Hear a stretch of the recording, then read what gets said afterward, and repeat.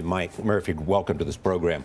So tell me where you think this race is now, having listened to what Eric Cantor said and also having talked to a lot of political sources around the country. Well, watching the drama last night, it was definitely entertaining. I would say this race operates on two levels. There's the delegate reality, which is very, very important, and I think Romney had a strong night. He started ahead, he finished more ahead. The challenge for Mitt, though, I think, is there's also the narrative side of this, the who's winning, who's losing story.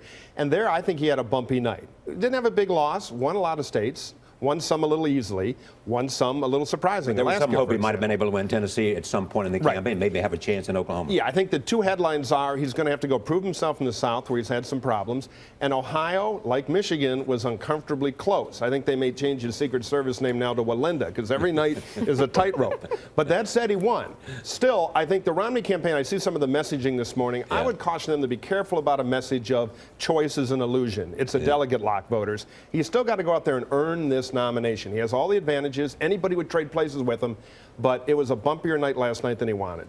Does Rick Santorum have a pathway to the nomination?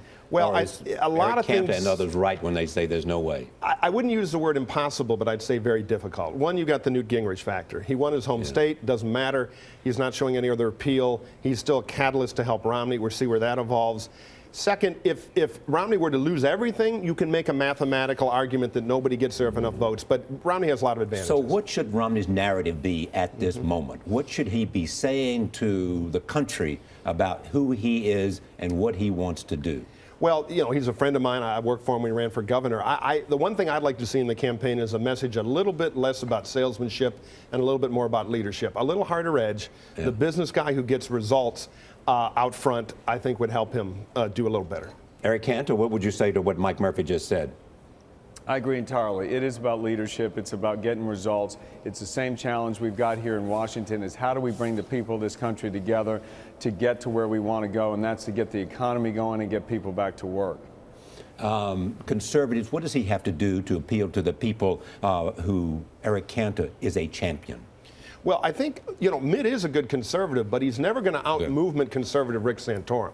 But if I think he telegraphs a general election between results on things that matter to people, jobs, making the government work, stopping the crazy debt, versus a lot of talk and empathy, that's a good general election for him. He doesn't have to win a popularity contest with the president. He has to win a results contest. So I think it's time for a little harder Romney edge on, look, I'm a guy who's like a coach. Sometimes I have to cut the slow players, but I'll get you the championship. Right. And that's who he's been in business. I think we see a little more of that in the campaign. He'll do a little better. It's great to see you at this table, Mike. Oh, it's great to be here. Pleasure.